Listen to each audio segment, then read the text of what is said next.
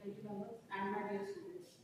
So today I am here to present my topic on neonatal resuscitation. As we have already studied in child and nursing 1, what is neonatal resuscitation, and the students of 4th semester must have read BLS, providing BLS, and BLS to infants and children as well, right? So the theory is clear to you all. I'll just revise the theory and perform the demonstration, or will focus on specifically on skill, which is very necessary. So why do we do what we do? Life is why. Have you ever asked this question from yourself?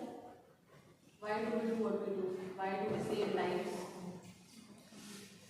So after today's session, I want everyone to comment on your WhatsApp group, #LifeIsWhy, and your answer. Why you do what you do to save lives. Okay? So, simple, life is why, life is a celebration. A simple yet powerful answer to the question of why we should all be healthy in heart and mind. It also explains what we do, why we do, life-saving work every day. Every day we need to save lives. So, next is introduction. BLS actually a basic life support. It's a procedure, it's a series of steps to save lives or to revive a client from suffering from cardiac arrest. Okay, so it mainly contains 3 things, which is sudden cardiac arrest. Sudden cardiac arrest is the leading cause of death in United States, and it is now getting a leading cause of death in India as well due to various reasons, due to obesity, due to other you can say non-communicable diseases such as diabetes, mellitus and hypertension. Okay, and 70% of the patients are having cardiac arrest outside the hospital setting, and in outside the hospital setting it is occurring in the home, which is got unnoticed. Never the patients, 70% of the patients never able to reach the hospital after getting cardiac arrest. They die then and there, or maybe after some time.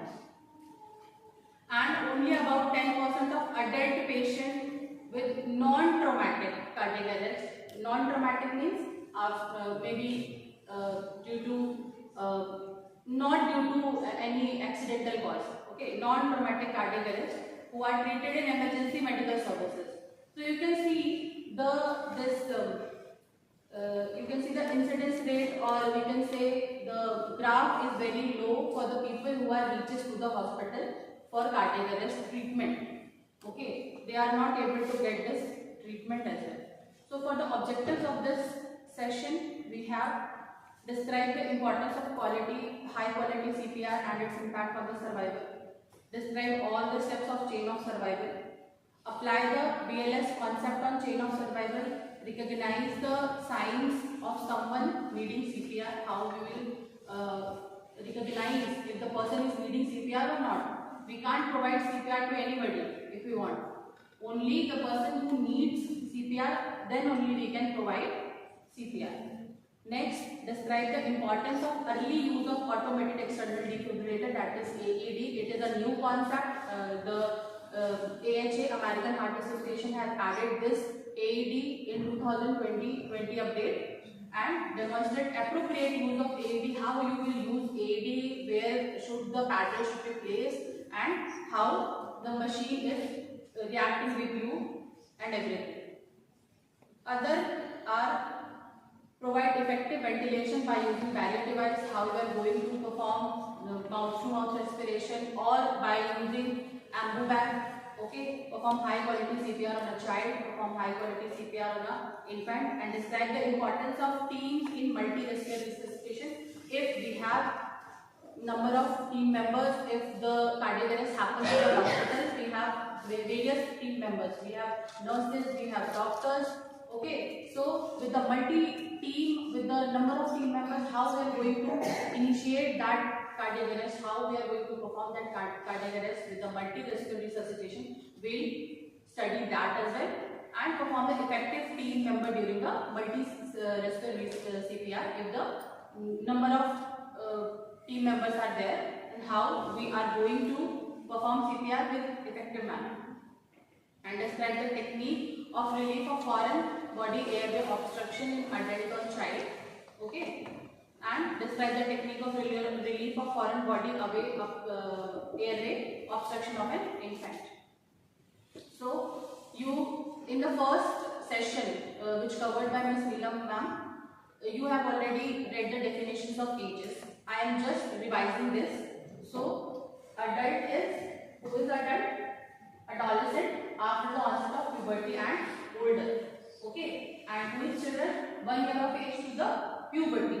So, and who is infant? Less than 1 year of age, excluding newly born infants in the delivery room.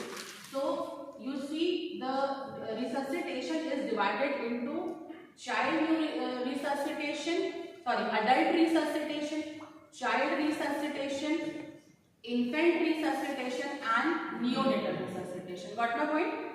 Child resuscitation from adolescent to from 1 year age to puberty. Okay. And infant resuscitation less than 1 year of age but more than 128 days.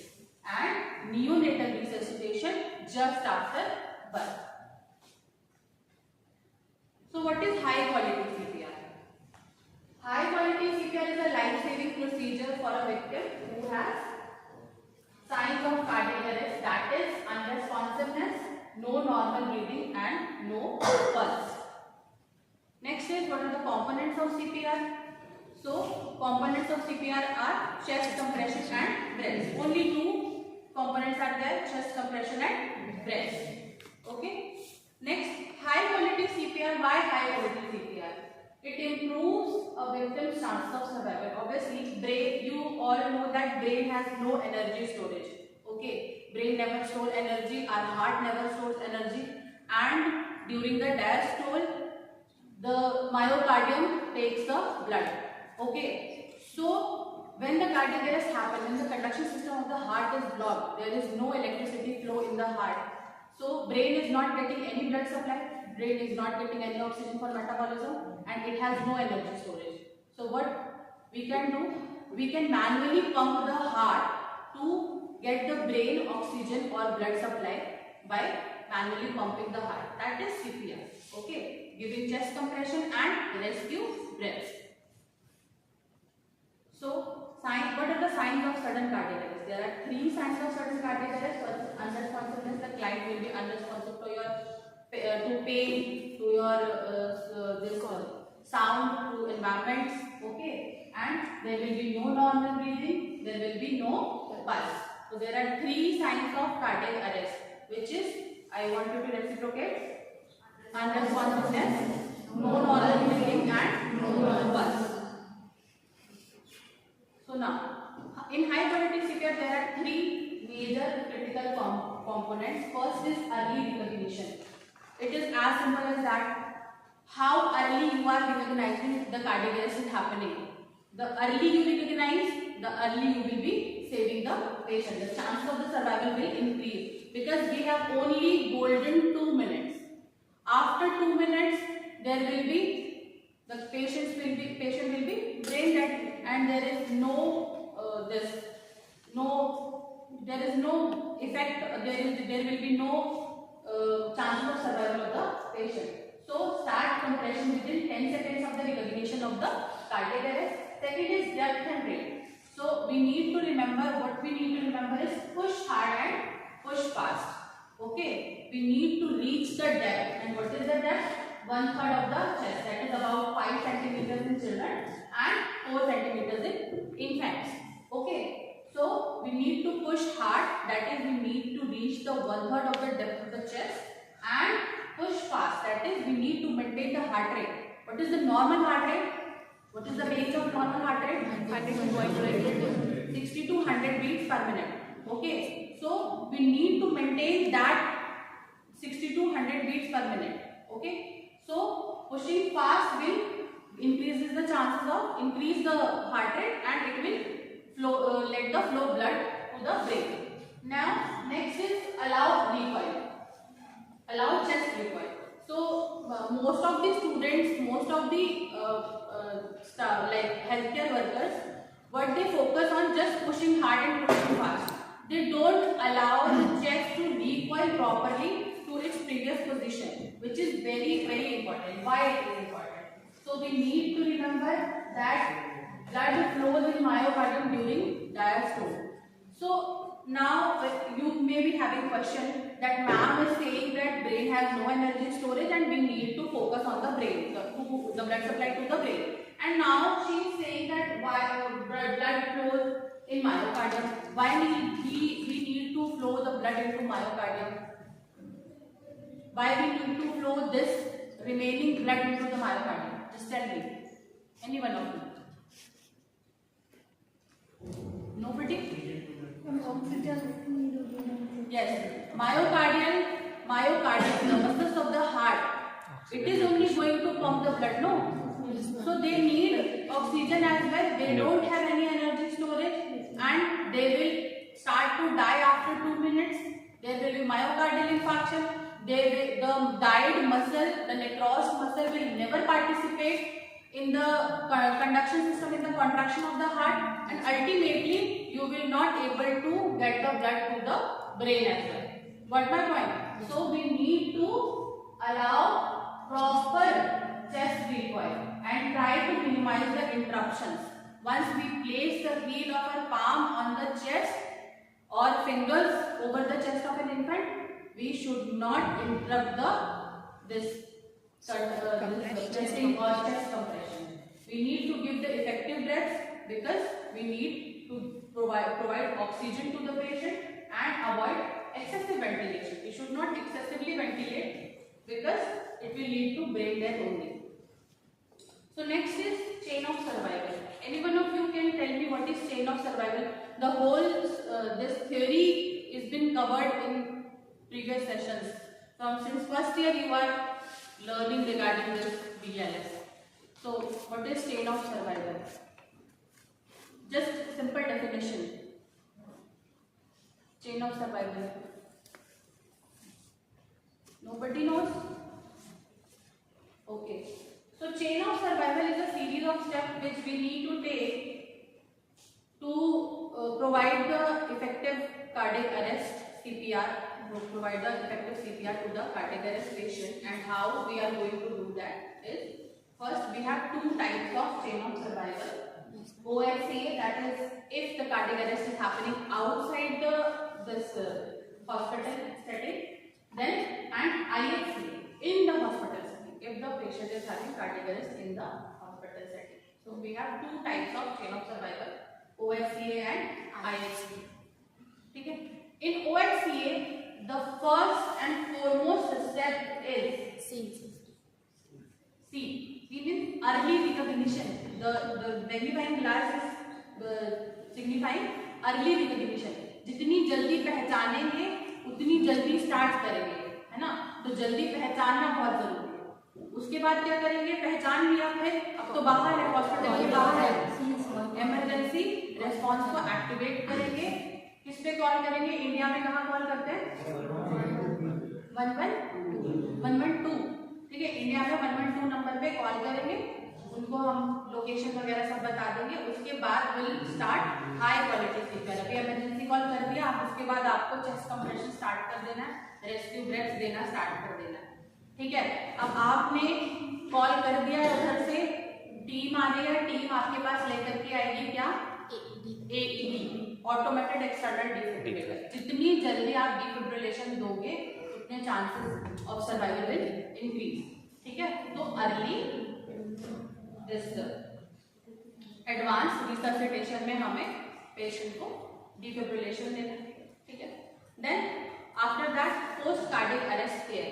ठीक है, patient cardiac arrest से revive हो गया, उसके बाद उसको कैसा recovery position देना है, क्योंकि ब्लड जो होता है वो धीरे धीरे बॉडी में क्लॉट होने लगता है और एकदम से बॉडी वार्म अप होगी तो वो जो क्लॉट है जो डीप वेन्स के अंदर हो गया है, that can cause pulmonary embolism. Okay, तो हमें थोड़ी देर पेशेंट को हाइपोथर्मिया में रखना होता है. कितना डिग्री टेम्परेचर रखना चाहिए, that all comes in post cardiac arrest care. तो हमको पोस्ट कार्डियक अरेस्ट केयर देना है पेशेंट को और उसके बाद उसका रिकवरी जो है वो मॉनिटर करना है। तो that is OHCA, outside hospital cardiac arrest scenario, जहाँ पे सबसे पहले हम क्या करेंगे, अर्ली रिकग्निशन करेंगे, इमरजेंसी कॉल करेंगे, early chest compression, high quality chest compression start करेंगे, AED प्रोवाइड करेंगे, ठीक है, फिर पोस्ट कार्डियक अरेस्ट केयर करेंगे और लास्टली हम रिकवरी को मॉनिटर करेंगे। अगर वो हॉस्पिटल में है पेशेंट हमारे पास, है ना, बच्चा अगर हमारे पास हॉस्पिटल में, तब हम क्या करेंगे? तो सबसे फर्स्ट और फॉरमोस्ट हम पहले तो प्रिवेंट ही करेंगे ना, हमें तो प्रिवेंट करना है, सर्विलियंस करना है, देखते रहना है कि बच्चा मतलब उसको चांसेस है या नहीं है। केसेस देख के हमको पता लग जाता है कि पेशेंट को कार्डियक अरेस्ट हो सकता है या नहीं, या रिस्क पे है या नहीं है, ठीक है। तो सबसे पहले तो सर्विलेंस करना है, उसको हमें प्रिवेंट करना है, ठीक है। अगर हो जाता है कार्डियक अरेस्ट, आपने देखा कार्डियक अरेस्ट हो गया, साइंस ऑफ कार्डियक अरेस्ट मैंने बताए थे, what were the signs of cardiac arrest?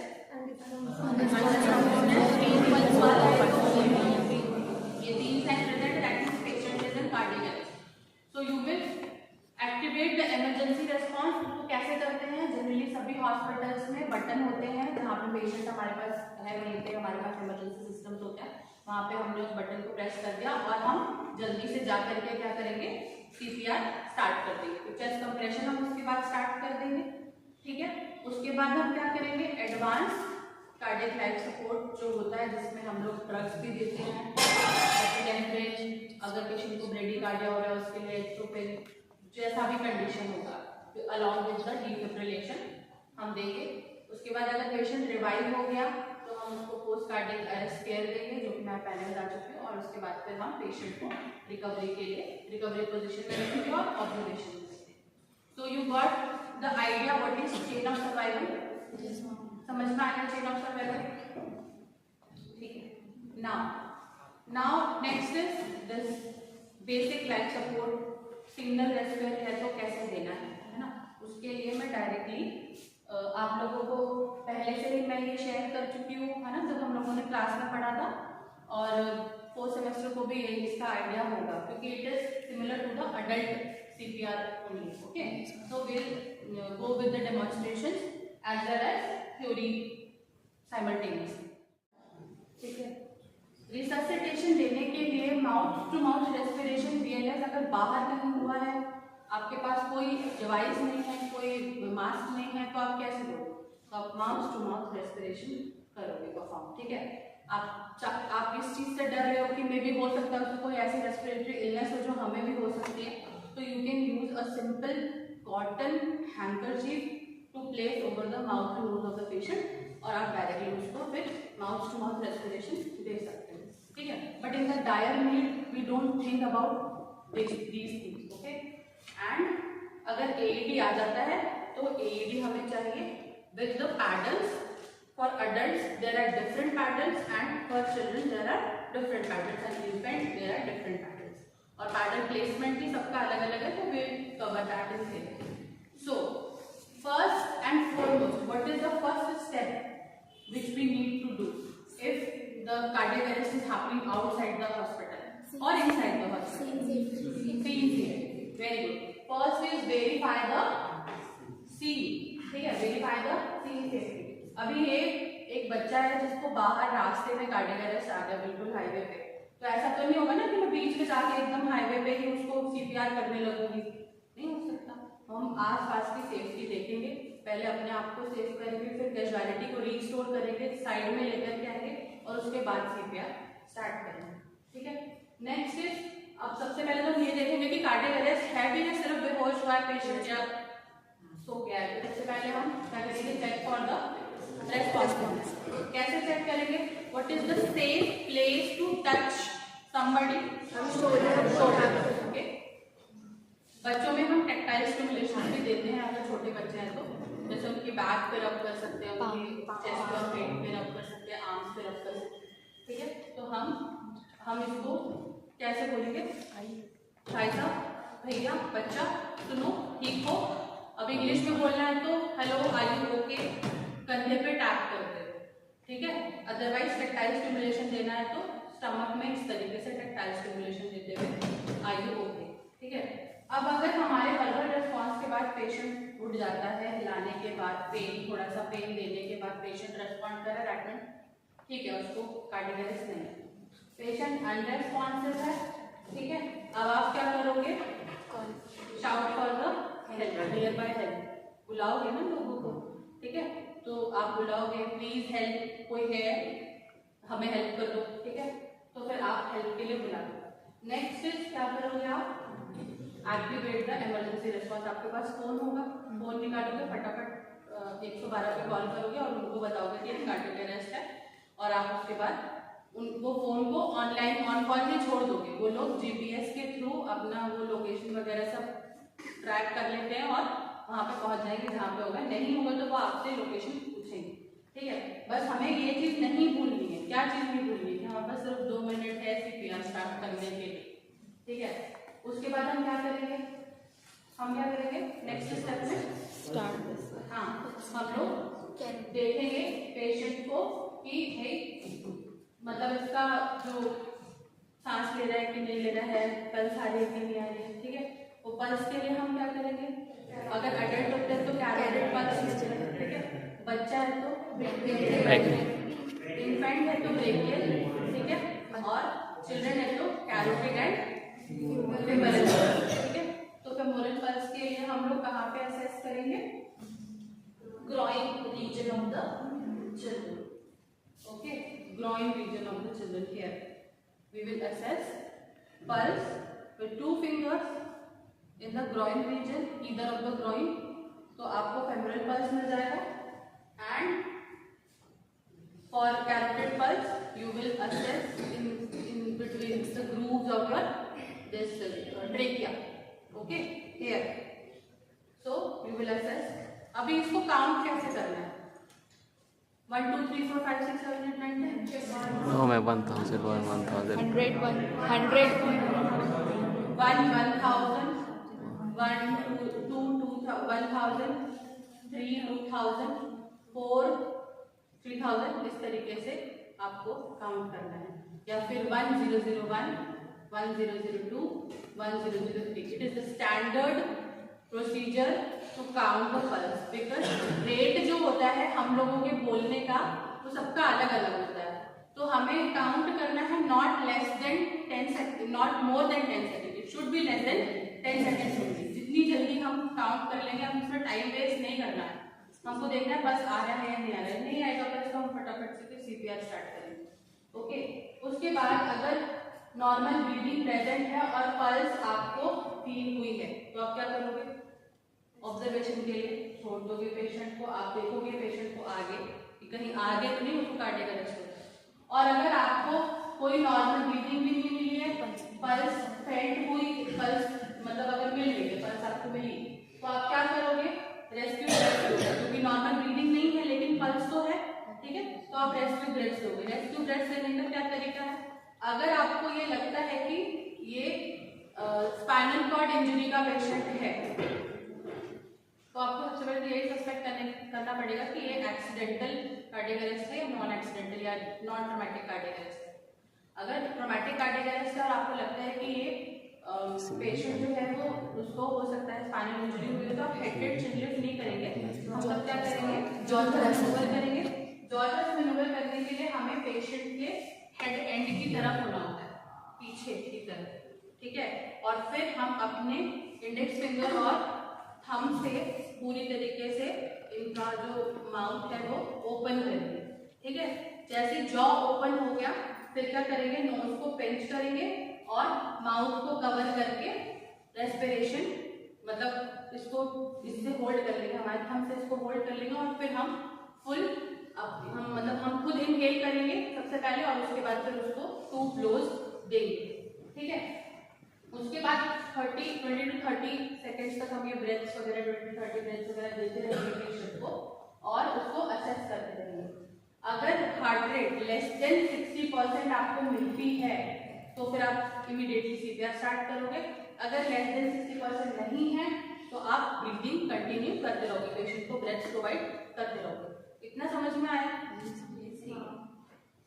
अब अगर आपने देखा कि पेशेंट को पल्स मिली ही नहीं, ना पल्स थी ना रेस्पिरेशन था, तो आप क्या करोगे? और आपने क्या पेशेंट को सडनली कोलैप्स होते हुए देखा है? अगर आपने हाँ पेशेंट को सडनली कोलैप्स होते हुए देखा है तो आप इमरजेंसी रेस्पॉन्स एक्टिवेट करेंगे और सीपीआर स्टार्ट करेंगे। अगर सडन कोलैप्स नहीं देखा तो सबसे पहले आप सीपीआर करेंगे और उसके बाद इमरजेंसी रेस्पॉन्स एक्टिवेट करेंगे। ठीक है, इट इज वेरी इंपॉर्टेंट।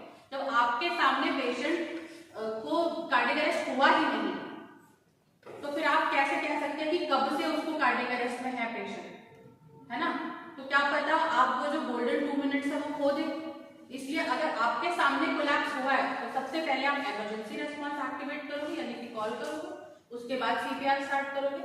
और अगर आपके सामने नहीं कोलैप्स हुआ तो इमीडिएटली सीपीआर स्टार्ट कर दोगे बिना कुछ सोचे समझे। ठीक है, अभी हम सबसे पहले सिंगल रेस्क्यूअर का देखते हैं। मैंने अगर एक ही पर्सन है और उसको ही सीपीआर भी करना है, उसको ही माउथ टू माउथ रेस्पिरेशन या फिर बैग एंड मास्क वेंटिलेशन भी देना है, तो सिंगल रेस्क्यूअर कैसे परफॉर्म करेंगे?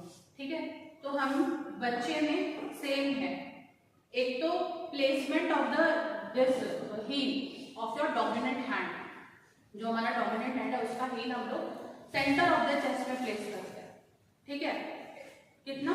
Centre of the chest. बहुत सारे लोग जिफॉइड प्रोसेस पे इसको रखते हैं। जिफॉइड प्रोसेस पे रखने की वजह से बहुत ज्यादा चांसेस होते हैं स्टर्नल इंजरी के, स्टर्नल फ्रैक्चर के। ठीक है, अगर आपको एनाटॉमिकल पोजीशन भी याद करना है तो आपको ये याद रखना है कि 1/3 ऑफ द स्टर्नम और 2 to 3 centimetre above from the xiphoid process. ठीक है, अदरवाइज कुछ नहीं समझ में आ रहा, कोई एनाटॉमिक फिजियोलॉजी नहीं आती, तो place the hand, place the heel in the centre of the chest and other hand, your non-dominant hand over the dominant hand and lock your dominant hand, and then you need to place this like I was performing on the ground because it was way more easier than because my height is very low. So you need to perform CPR by this. This should be, just look at my shoulders. Okay, अगर आप नीचे CPR कर रहे हो तो आपको सबसे पहले तो अपने आप को बैलेंस करना है। तो बैलेंस करने के लिए आप कभी भी अपने जो लेग्स हैं या फिर अपनी नीज है आप उसको एक साथ जोड़ोगे नहीं। ठीक है, सेंटर ऑफ ग्रेविटी मेंटेन करने के लिए आपको नीज को थोड़ा सा पेशेंट के विड्थ तक ही लेकर के आना पड़ेगा। उसके बाद आप जो मैंने पोजीशन बताई है, पहले आप अपना डोमिनेंट हैंड रखेंगे सेंटर ऑफ द चेस्ट में, उसके बाद आप नॉन डोमिनेंट हैंड रख के उसको लॉक कर लेंगे। ठीक है, उसके बाद this angle should be 90 degree. Okay, your this antecubital fossa should be focusing or should be displaying outside. ठीक है, like this. Okay, and now the pressure should be coming from your hips. It should not be from your hand, it should not be from your shoulders, it should be from your hips. तभी आप proper depth provide कर पाओगे, like this. Okay, it should B from your hips. तो पूरा proper ये चीज जो है वो होगा। अगर इस तरीके से करोगे, हाथ से कर रहे हो, तो you will not reach the depth. अब देखो, मेरे हाथ से करने में और मेरे हिप से प्रेशर लगाने में आपको साथ में समझ में आ रहा होगा। Like right now I am giving pressure from my हिप्स and now I am giving pressure from my hands. ठीक है, तो ये हमको ध्यान रखना है कि हम कहाँ से प्रेशर इस पे अप्लाई कर रहे हैं, which is very important to reach the required depth. Okay, to reach the heart. Now अब हम सीपीआर कर रहे हैं, तो हम इसको हमने प्लेसमेंट कर दिया, हमने बिल्कुल पोजीशन अपनी सही कर ली और हम काउंट करना स्टार्ट करेंगे। हम विदाउट काउंटिंग इसको स्टार्ट नहीं करेंगे, फर्स्ट थिंग। सेकेंड थिंग कि हमने एक बार हार्ट पे ये प्लेस कर दिया तो फिर हम उसको उठाएंगे नहीं। मतलब मैंने बहुत सारे स्टूडेंट्स का देखा है कि एक बार जैसे प्रेस करा दोबारा ये वापस आते हैं, ये उठना नहीं चाहिए। इससे जो कॉन्टैक्ट है वो डिस्प्लेस नहीं होना चाहिए। ठीक है, एक ही जगह पे रखना है और काउंट करना है। ठीक है, तो आपको 30 कंप्रेशन, 2 रेस्पिरेशन देना है, सिंगल रेस्क्यूअर है तो। ठीक है, और आपको ये चीज का ध्यान रखना है कि 5 साइकिल आपको मेंटेन करनी है। 3 5 15 यानी कि 30 कंप्रेशन हुआ तो टोटल कितना हो गया, आप कोशिश कर रहे हो 150 तक रीच करने का, है ना, विच इज वेरी गुड अमाउंट। तो 1 मिनट में आपको 5 साइकिल रीच करना है और 100 to 120 का रेट मेंटेन करके रखना है। तो वो ये आपको देखना है, ठीक है। अब आप काउंट करना स्टार्ट करेंगे, ठीक है। 1 2 3 4 5 6 7 8 9 11 12 13 14 15 16 17 18 19 20 22 23 24 25 26 27 28 29 30 कंप्रेशन। अब सस्पेक्टेड स्पाइनल कॉर्ड इंजरी है तो जॉ थ्रस्ट, अगर नहीं है तो हेड टिल्ट चिन लिफ्ट, यानी कि दिस, लाइक दिस। अब चिल्ड्रन में भी हम हेड टिल्ट चिन लिफ्ट करते हैं, बट इन्फेंट्स में हम लोग हेड टिल्ट चिन लिफ्ट नहीं करते। It should be a neutral position to let the airway rotate. Adults में क्या होता है, एनाटॉमी थोड़ी डिफरेंट होती है, उसकी वजह से हमको हेड टिल्ट चिन लिफ्ट करना पड़ता है ताकि जो ये हमारा एरिया है वो पेटेंट हो जाए, ठीक है। अगर आपको कोई फॉरेन बॉडी दिख रही है सामने से, या फिर टंग पीछे की तरफ फॉल हो चुका है और आपके फिंगर लगाने से वो ठीक हो जाएगा, तो आप स्वीप करके उसको बाहर निकालोगे। फॉरेन बॉडी नहीं दिख रही है तो आप सिंपली इसको नोज को प्रेस करोगे और पूरा का पूरा माउथ, दोनों लिप्स कवर करके उसको माउथ टू माउथ रेस्पिरेशन दोगे, लाइक दिस, ठीक। अब आपने इसको माउथ टू माउथ रेस्पिरेशन तो दे दिया, आपको 2 रेस्क्यू ब्रेथ्स देने हैं, इसको क्लोज करना है, हेड टिल्ट चिन लिफ्ट करना है, ठीक है। अब अगर आप हॉस्पिटल में हैं और बैग एंड मास्क वेंटिलेशन दे रहे हैं, या फिर आपके पास सिंगल वॉल इमरजेंसी मास्क रखा है, जो BLS प्रोवाइडर्स होते हैं वो जनरली अपने पास रखते हैं, ठीक है, तो हम उसको किस तरीके से प्लेस करेंगे ये भी देख लेते हैं। दिस इज एम्बो बैग, है ना, ये इनलेट है, आउटलेट है, ठीक है। मास्क है, मास्क की प्लेसमेंट आपको पता होना चाहिए। नोज टिप है, ये माउथ, ठीक है, ये चिन पे होना चाहिए, नोज पे होना चाहिए, नोज और माउथ दोनों कवर होना चाहिए, प्रॉपर साइज का मास्क होना चाहिए, ठीक है। तो हम इसको किस तरीके से प्लेस करेंगे, हम इसको नोज पे और चिन पे पूरी तरीके से कवर कर दिया।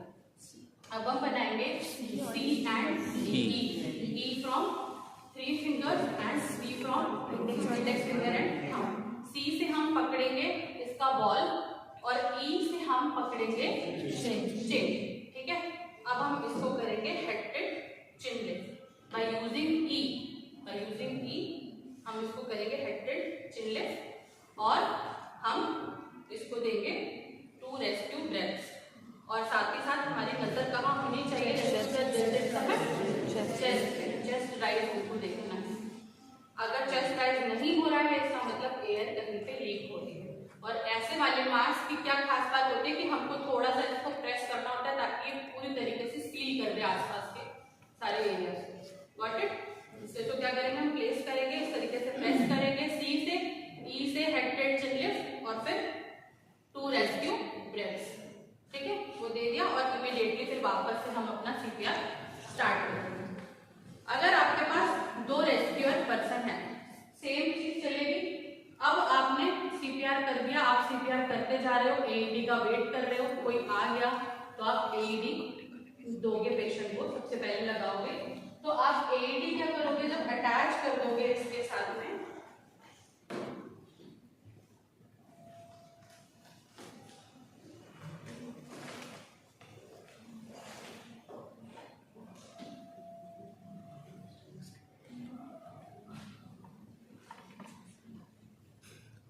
ये चार्जेबल होता है, ठीक है। जो भी AED लेके आते हैं वो प्रॉपर्ली चार्ज AED लेकर के आते हैं। और आपको पैडल्स जो होते हैं वो भी यूज एंड थ्रो पैडल्स होते हैं, एक बार यूज के लिए दोबारा आप उसको यूज नहीं कर सकते, ठीक है। इस तरीके से ये स्टिकी होते हैं पैडल्स, आप इसको निकालोगे, स्टिक करोगे और ये लग जाएंगे, ठीक है।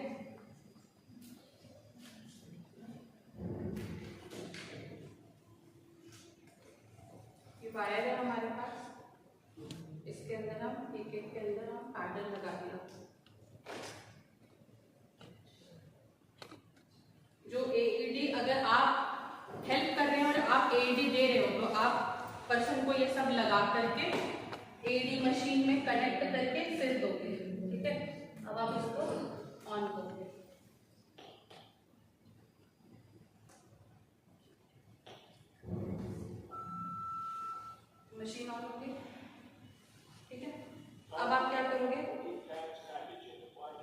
मशीन आपको सब कुछ खुद बताएगी।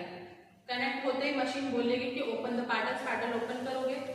अडल्ट्स में लगाने का तरीका अलग है, चिल्ड्रन में लगाने का तरीका अलग है, इन्फेंट्स में लगाने का तरीका अलग है, ठीक है। अब हम चिल्ड्रन में लगा रहे हैं तो हम क्या करेंगे, एक पैड आगे, देखो इसमें सब बना हुआ है, कौन सा चेस्ट पैडल है और कौन सा बैक वाला पैडल है, पैडल्स पे बने रहते हैं, ठीक है।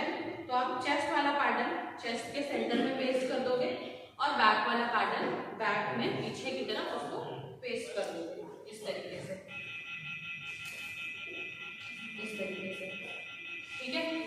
अब आप प्लेस कर दोगे, उसके बाद ये क्या करेगा, एईडी मशीन क्या करेगी, एईडी मशीन क्या करेगी, shockable rhythm and non shockable rhythm को असेस करेगी। अभी हम ये डिटेल में नहीं जाएंगे कि कौन सी रिदम शॉकेबल होती है, कौन सी रिदम नॉन शॉकेबल होती है, ठीक है। वो ACLS का पार्ट है, एडवांस कार्डियक लाइफ सपोर्ट का पार्ट है, ठीक है। अब हमने लगा दिया, ये खुद डिटेक्ट कर लेगी कि कौन सी शॉकेबल रिदम है। शॉकेबल रिदम है तो मशीन बोलेगी प्रेस द शॉक। अब आपको क्लियर हो जाना है, दूर हो जाना है सबसे, पेशेंट को टच नहीं करना है, और आप शॉक वाला बटन इसमें होता है, ये शॉक वाला बटन है, आप ये प्रेस करके इसको शॉक दोगे। शॉक डिलीवर करते ही आप फटाफट से CPR दोबारा से स्टार्ट करोगे, जैसा कि अभी मशीन में शो हो रहा है CPR करने के लिए। हम पैडल में आना सबको पीछे, है ना। जैसे शॉक डिलीवर कर दिया, अभी खुद बोल रहे रेस्क्यू ब्रेथ्स कीजिए, मशीन आपको सब बताती रहेगी, आपको जैसे जैसे मशीन बोल रही है वैसे वैसे करते जाना है। एक बार पैडल, अब आप ये नहीं करोगे कि एक बार पैडल लगा दिया, एक शॉक दे दिया, पेशेंट रिवाइव नहीं हुआ तो पैडल चेंज करोगे, नहीं। एक ही पैडल से जब तक पेशेंट रिवाइव नहीं होता, बार बार उसी से आप उसको शॉक देते रहोगे। जब पेशेंट आपका रिवाइव हो जाएगा तो आप पेशेंट को रिकवरी पोजीशन में रखोगे और ये पैडल्स वगैरह सब तब निकालोगे, ठीक है। और नहीं अगर रिवाइव हो रहा है, आपके मिनट्स ओवर हो गए हैं और फिर भी पेशेंट नहीं रिवाइव हो रहा है, एसिस्टोल आपको इसमें दिख जा रहा है, एसिस्टोल मतलब दैट इज फ्लैट लाइन, तो फ्लैट लाइन आएगा, that means patient is dead, और आप भी थक गए हो, आपकी टीम भी थक गई है, तब भी आप CPR स्टॉप कर सकते हो, ठीक है। अगर आपके पास अभी भी मतलब आप 20-25 मिनट से, मैंने वही कई लोगों को देखा है घंटे घंटे भर CPR करते रहते हैं, CPR करते करते हॉस्पिटल लेके आते हैं। ये सब रेस्पिरेटर के ऊपर डिपेंड करता है कि उनके अंदर कितनी मतलब कितना जान है, कितना वो दे सकते हैं, ठीक है। तो ऐसे करते करते हम CPR कर लेते हैं। तो इन चिल्ड्रन में आपको समझ में आया कैसे CPR परफॉर्म करना है, कैसे AED प्लेस करना है, क्लियर है सबको। चिल्ड्रन में 2 तरीके होते हैं CPR करने के, एक तो मैंने आपको डबल हैंड वाला बताया मेथड, एक सिंगल हैंड मेथड होता है। सिंगल हैंड मेथड में आपको जो रेस्क्यूअर होगा वो पीछे की तरफ होगा, हेड के पीछे की तरफ होगा, और सिंगल नी डोमिनेंट हैंड का सेंटर ऑफ द चेस्ट में प्लेस करके आप उसको के थ्रू मतलब वो लगा के प्रेशर लगा के आप उसको वैसे ही दे सकते हो, क्योंकि बच्चे के जो चेस्ट होते हैं, चेस्ट मसल्स होते हैं, वो इतने ज़्यादा डेवलप नहीं होते आज जैसे कि अडल्ट्स में होते, तो आप उसको सिंगल हैंड से भी कर सकते हो। It solely depend upon the rescuer choice, उसको कैसे करना है, डबल हैंड से करना है या सिंगल हैंड से करना है। जैसे females generally double hand rescuer perform करती हैं और males usually single hand rescuer perform करते हैं, क्योंकि ऑब्वियसली आपको पता है मसल मास मेल्स में ज़्यादा है तो प्रेशर भी ज़्यादा होगा, ठीक है। Got my point? Yes ma'am. इतना समझ में आया? नाउ ये हमारा एडल्ट CPR का जो एक प्रोसीजर है, एक प्रोसेस है, वो कंप्लीट, चिल्ड्रन चाइल्ड CPR का ये प्रोसेस हमारा जो कंप्लीट हुआ। अब अगर इसमें डबल रेस्क्यूअर होंगे तो हम कैसे करेंगे? ठीक है, डबल रेस्क्यूअर होंगे तो हमको क्या करना है, चेंज कर करके करना है, ठीक है। और जो हम ब्रेथ्स दे रहे हैं, जो हम वो दे रहे हैं, कंप्रेशन दे रहे हैं, वो हम 15:2 कर सकते हैं, यानी क्योंकि हम जल्दी थकेंगे नहीं तो हम CPR को लंबे समय तक कंटिन्यू कर सकते हैं। Got it? तो हम क्या करेंगे, 15 कंप्रेशन देंगे, एक पर्सन कंप्रेशन दे रहा है, एक पर्सन रेस्क्यू ब्रेथ्स दे रहा है, ठीक है। तो मैं एक वॉलंटियर चाहूंगी आप में से जो कि मेरे साथ मतलब as a double rescuer perform करे CPR में, कोई भी एक स्टूडेंट। नो? ओके, भावना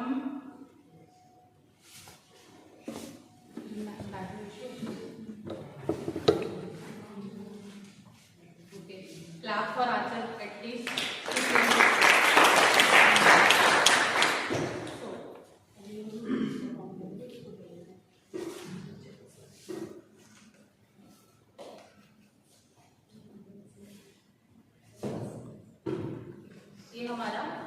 पर्सन है और हम 2 रेस्क्यूअर है, डबल रेस्क्यूअर है, तो हम क्या करेंगे, हमको अपना टीम देख के रखना है कि हमको कैसे पेशेंट को प्लेस करना है, किस तरीके से हम करेंगे। हम आपस में हम लोगों की ट्यूनिंग होनी चाहिए कि हमारा पेशेंट जिस तरीके से है, ठीक है, कौन एम्पू बैक पे रहेगा और कौन चेस्ट कंप्रेशन पे रहेगा, ये हम पहले से ही देख लेंगे, ठीक है। अब जैसे मैंने आंचल का एम्पू बैक दे दिया, that mean she will be on एम्पू बैक, इसको ही हेड टेल चिन लिफ्ट करना है और इनको ही रेस्क्यू ब्रेथ्स देने हैं, और मेरा काम क्या है, चेस्ट कंप्रेशन प्रोवाइड करने का। तो मैं अपनी पोजीशन ले लूंगी और आंचल अपनी पोजीशन ले लेगी towards the head of the patient, और हम अपना सीपीआर स्टार्ट करेंगे। मैंने सीपीआर स्टार्ट किया, मैंने काउंट किया, और लाउडली काउंट करना ताकि जिसको रेस्क्यू ब्रेथ्स देना उसको याद रहे। अब हम 2 रेस्क्यूअर है तो हम 15:2 रेशो में कर सकते हैं, यानी कि 15 कंप्रेशन के बाद 2 रेस्क्यूअर और उसके बाद फिर 15 कंप्रेशन, ठीक है। तो 1 2 3 4 5 6 7 8 9 10 11 12 13 14 15, ठीक है। और हाथ हटाया नहीं है, आपको हाथ हटा के ये देखना है कि चेस्ट राइज हो रहा है या नहीं, ठीक है। जैसे ही हो गया फिर 15 कंप्रेशन, 1 2 4 5 6 7 8 9 10 11 12 13 14 15, फिर 2 रेस्क्यू ब्रेथ। अब कंप्रेशन देने वाला थक गया, अब मैं चाहती हूँ कि जो ब्रेथ दे रहा था वो कंप्रेशन दे, तो हम अपनी पोजीशन कैसे चेंज करेंगे, आप इसको इधर ही रख दोगे और आप एक क्लॉकवाइज मैनर में रोटेट करोगे, ठीक है। ऐसा नहीं होगा कि वो यहाँ से आ रही है मैं भी यहीं से आ रही हूँ, दोनों लड़ गए, तो हम टाइम वेस्ट कर देंगे। क्लॉकवाइज मैनर में रोटेट हो जाएंगे और कंप्रेशन करना स्टार्ट करेंगे। क्लॉकवाइज और एंटी क्लॉकवाइज जो पहले करना है, जैसे सिर के पास इस तरह, सिर के पास आंचल की, तो आंचल को यहाँ पहुंचना इजी होगा जल्दी कंप्रेशन के लिए, है ना, और मैं घूम के इस तरफ से जा सकती हूँ, तो I will be like this, हम इस तरीके से जाके और आंचल जल्दी से, या जो हमारा दूसरा रेस्क्यूअर होगा वो फटाफट से चेस्ट कंप्रेशन स्टार्ट कर देगा, और जो फर्स्ट रेस्क्यूअर है वो वापस आकर के रेस्पिरेशन प्रोवाइड करने के लिए लग जाएगा। समझ में आया? This is called effective team management. आपको पता होना चाहिए कि कैसे रोटेट होना है, आपस में कम्युनिकेशन होना है, ठीक है। अब 2 रेस्क्यूअर है, 3 रेस्क्यूअर हुए तो भी ऐसे नहीं चलेगा, एक एडी वाला काम ले लेंगे, एक कंप्रेशन, एक रेस्पिरेशन, फिर स्वैप करते रहेंगे आपस में। समझ में आया सबको? ठीक है, तो ये तो हो गया हमारा this CPR in children. Now CPR in infants. Infant में कैसे सीपीआर करेंगे? चेस्ट कंप्रेशन, चेस्ट कंप्रेशन कैसे देना है? चेस्ट कंप्रेशन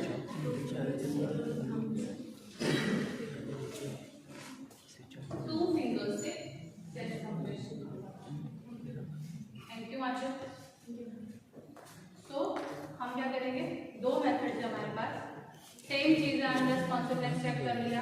अब अनरेस्पॉन्सिवनेस चेक करने के लिए क्या करेंगे, बच्चे को, तो बच्चा तो बोलने पे आवाज देगा नहीं, तो क्या करेंगे, टेक्टाइल स्टिमुलेशन और पेन, हील्स में इस तरीके से टैप करेंगे, ठीक है, और पेन स्टिमुलेशन देंगे, वो भी हील्स में, टेक्टाइल स्टिमुलेशन हील्स में, पैर में, इसमें, हाथों में, ठीक है, दे दिया। बच्चे ने रेस्पॉन्ड नहीं किया, फिर हम क्या करेंगे, ब्रेथियल पल्स चेक करेंगे, ठीक है। चेस्ट राइज देख रहे नहीं हो रहा है तो ब्रीथिंग भी एब्सेंट है, फिर हम चेस्ट कंप्रेशन स्टार्ट करेंगे। चेस्ट कंप्रेशन स्टार्ट करने के लिए हम क्या करेंगे, जैसे आपको इमेज दिख रही है, इसमें क्या है, इमेज में सेंटर ऑफ द चेस्ट में आप देख पा रहे हो, 2 फिंगर्स से आपको चेस्ट कंप्रेशन देना है, ठीक है। 2 फिंगर्स प्लेस किए और इस तरीके से आप कंप्रेशन आप देना स्टार्ट करें। 1 2 3 4 5 6 7 8 9 10 11, कितना सेंटीमीटर रीच करना है, 4 सेंटीमीटर, ठीक है। इनमें भी 1/3 है of the sternum but 4 centimetre, और उसमें भी 1/3 था बट 5 सेंटीमीटर, ठीक है, due to anatomical changes. Now after chest compression हम क्या करेंगे, न्यूट्रल पोजीशन पे बच्चे को रखेंगे। इसको हेड एंड चिन लिफ्ट नहीं करेंगे, अगर इसको हेड एंड चिन लिफ्ट किया तो इसका तो एयर पे ब्लॉक हो जाएगा, ठीक है, न्यूट्रल पोजीशन पे रख के माउथ टू माउथ रेस्पिरेशन देना है। बच्चे का मुंह छोटा होता है तो नोज भी साथ में इंक्लूड करना है माउथ टू माउथ रेस्पिरेशन में। नोज को कवर नहीं कर सकते, इतना छोटा छोटा होता है ना, तो हमारे माउथ में दोनों चीजें जाना चाहिए, माउथ एंड नोज, ठीक है।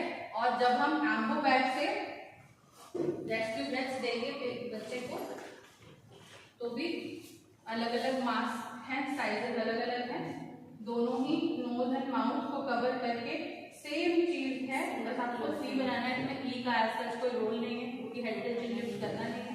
और इसको मैं हमेशा साइड में क्यों रख रही हूँ या फिर इस साइड क्यों रख रही हूँ, क्योंकि मुझे चेस्ट साइड देखना है। अगर मैंने इस साइड कर दिया तो मुझे चेस्ट साइड देखने में दिक्कत होगा, तो या तो मैं इसको ऐसे कर लूँ, है ना, या तो मैं इसको अपनी सुविधा के अकॉर्डिंग ऐसे कर लूँ और मैं इसको रेस्क्यू ब्रेथ दूंगी। इसको थोड़ा सा प्रेस करना रहता है क्योंकि सी बना के हम प्रेस करेंगे एयर को लीक होने से बचाने के लिए, लॉक करने के लिए, और हम चेस्ट राइज देखेंगे। चेस्ट राइज हो रहा है, दैट मीन्स कि हम सही ब्रेथ दे रहे हैं, ठीक है। इसके बाद हम क्या करेंगे, माउथ टू माउथ रेस्पिरेशन दे रहे हैं, mouth to mouth respiration provide करेंगे, ठीक है। अगर हमारे पास एईडी आ जाता है तो हम एईडी देंगे, ठीक है। अब there are 2 paddle positions for male and female infant. आप आगे पीछे भी पैड्स प्लेस कर सकते हो, और राइट शोल्डर में यहाँ ऊपर और लेफ्ट में शोल्डर निपल्स के नीचे, ठीक है। कहाँ पे, एक्सिला पे, एंटीरियर एक्सिला पे, ठीक है। ये चाइल्ड का है पैड, ये चाइल्ड का है, ठीक है, इन्फेंट्स का नहीं है इसलिए बड़ा है, ये छोटा होता है।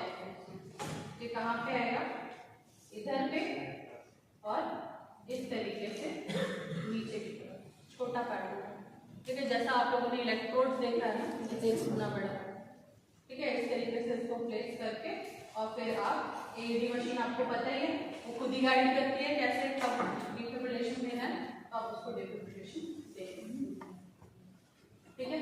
अब बच्चा अगर रिवाइव हो जाता है तो उसको क्या करना है, रिकवरी पोजीशन में डालना है। तो रिकवरी पोजीशन के लिए बच्चे को आप क्या करोगे, क्रैडल करोगे, जैसे इन्होंने क्रैडल किया है, ठीक है।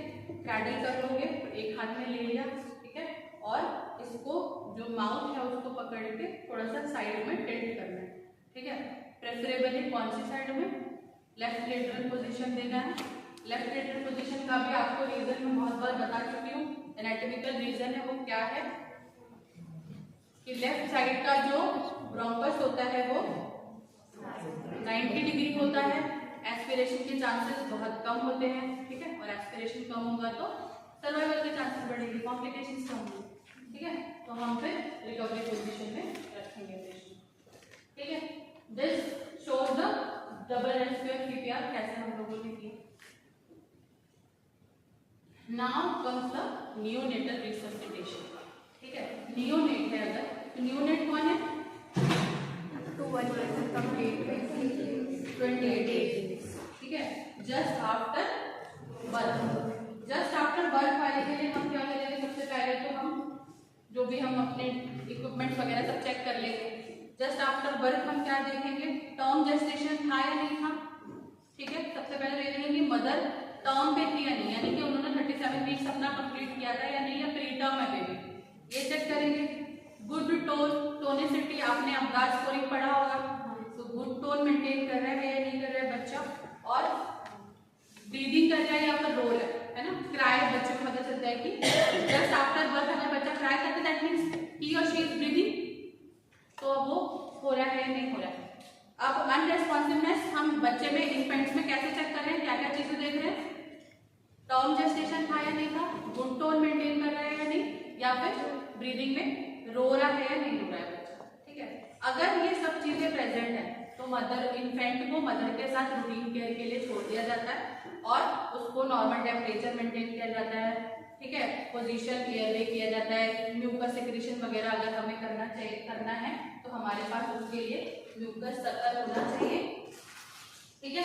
म्यूकस तक कर लेंगे और बच्चे को रूटीन केयर के लिए भेज देंगे। ऑनगोइंग इवैल्यूएशन करते रहेंगे, जैसा भी एसेंशियल ह्यूमन केयर में आप लोगों ने फर्स्ट स्लाइड में पढ़ा है, ठीक है। अगर नहीं है तो आप क्या करोगे, बच्चे की वार्मथ को मेंटेन करोगे, टेम्परेचर को मेंटेन करोगे, एयरवे को पोजीशन करोगे, मतलब न्यूट्रल पोजीशन में लेकर के आओगे और सिक्रीशन दोगे अगर जरूरी है तो। कई बार ऐसा होता है कि बच्चे म्यूकोनम एस्पिरेशन हो जाता है, ठीक है, और सिक्रीशन काफी सारा फंसा होता है, उसकी वजह से ब्रीदिंग नहीं हो रही होती है, तो वो आप म्यूकस सक्कर से सक करोगे। सक्शन मशीन हम नहीं यूज करते बच्चे में, इन्फेंट्स में, न्यूनेट्स में प्रेशर बहुत ज्यादा है और उसके लिए आर्टिकल्स भी बहुत ज्यादा चाहिए, तो दिस इज म्यूकस सक्कर, उसको हम माउथ से एक पोर्शन म्यूकस सक्कर का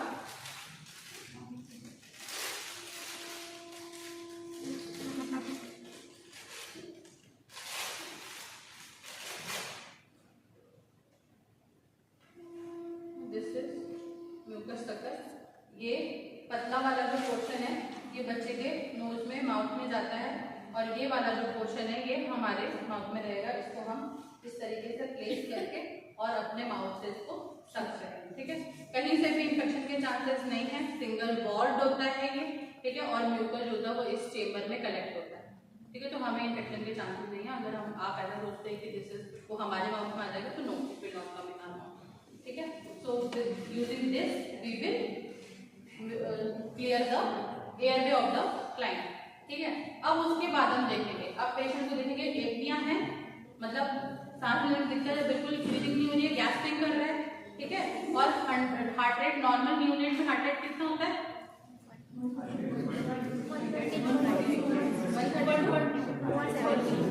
140 हम देखेंगे 100 से बिलो है या नहीं है हार्ट रेट, ठीक है।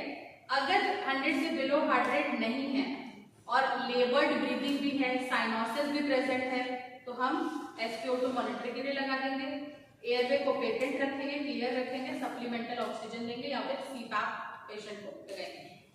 अगर पेशेंट को एपनिया भी है, 100 से हार्ट रेट बिलो भी है, यानी ब्रेडिकार्डिया में भी है हमारे पास पेशेंट, पॉजिटिव प्रेशर वेंटिलेशन देंगे, SpO2 मॉनिटर लगाएंगे और हम लोग क्या करेंगे ECG मॉनिटरिंग करेंगे, कंटिन्यूस ECG मॉनिटरिंग करेंगे, ठीक है। ये जो हमने किया अभी तक ये सब विदिन 1 मिनट होना चाहिए, यानी कि sucking mucus, giving positive pressure ventilation, giving oxygen, clearing the making the airway patent, ये सब कुछ 1 मिनट होना चाहिए। अब 1 मिनट के बाद भी हम देख रहे हैं कि हार्ट रेट अगर बिलो 100 बीट्स पर मिनट जा रहा है तो हम क्या करेंगे, चेस्ट मूवमेंट को देखेंगे, ठीक है। वेंटिलेशन करेक्शन स्टेप्स चाहिए तो वो भी हम लेंगे, मतलब अगर हमें ET ट्यूब इंट्यूबेशन करना है या लेरेंजियल मास्क डालना है पेशेंट की नीड के अकॉर्डिंग, बच्चे की नीड के अकॉर्डिंग वो हम उसको देंगे। अगर हार्ट रेट बिलो 60 चली जा रही है तब हम क्या करेंगे, इंटूबेट करेंगे देन एंड देयर इमीडिएटली। अगर पेशेंट को अभी तक इंटूबेट नहीं किया है चेस्ट कंप्रेशन स्टार्ट कर देंगे, जैसा कि हमने इन्फेंट रिससिटेशन में पढ़ा है। 100% ऑक्सीजन मास्क पेशेंट को लगाएंगे और ECG मॉनिटरिंग करेंगे, कंटिन्यूस ECG मॉनिटरिंग करेंगे, ठीक है। और डिस्पाइट अगर अभी भी कंप्रेशन भी देने के बाद हार्ट रेट 60 से बिलो जा रही है, ECG में मतलब शॉकेबल रिदम वगैरह दिखा रहे हैं या VFib वगैरह दिखा रहे हैं तो ये भी लगा ही देंगे, ठीक है। और अदर ACLS के लिए जाएंगे, जैसे कि एपिनेफ्रिन का इंजेक्शन देना हुआ, ये सब जो भी पेशेंट को हम ACLS में करते हैं, ठीक है। तो मोटा मोटा इसमें अपने को कंप्रेशन देते समय ये याद रखना है कि 2 फिंगर्स से चेस्ट कंप्रेशन देना 1/3 ऑफ द डेप्थ, यानी कि 4 सेंटीमीटर। हम इसको ऐसे भी दे सकते हैं जहाँ पे ये 90 डिग्री होना चाहिए, या फिर हम थंब एनसर्कल करके दे सकते हैं, जिसमें हमें बच्चे के दोनों जो अंडर आर्म है उसके पास से हाथ को लेके जाना है। इसमें ये बच्चे का बहुत टाइट है, ये इस तरीके से पूरा ऐसे एनसर्कल होना चाहिए ये दोनों, और थंब से फिर हम सेंटर ऑफ द चेस्ट में कंप्रेशन देंगे इस तरीके से, ठीक है, 4 सेंटीमीटर तक रीच करते हुए। तो ये था नियोनेटल रिससिटेशन। इसमें किसी को अभी तक कोई डाउट है? नियोनेटल रिससिटेशन तो ये एक चेकलिस्ट है जो कि मैं आपको साथ शेयर कर दूंगी। इसमें कंपोनेंट्स है कि पोस्ट कार्डियक अरेस्ट केयर में हमने को क्या क्या चीजें करनी है, क्या क्या चीजें देखनी, ठीक है, it is very important. Now choking, ये तो हमारा BLS में रिससिटेशन CPR कंप्लीटेड। अब अगर हमारे पास चिल्ड्रन आ रहा है चोकिंग के, उसको क्या करना है, चोकिंग रिलीफ कैसे करना है, इन्फेंट में चोकिंग रिलीफ में क्या करना है वो हम देखेंगे।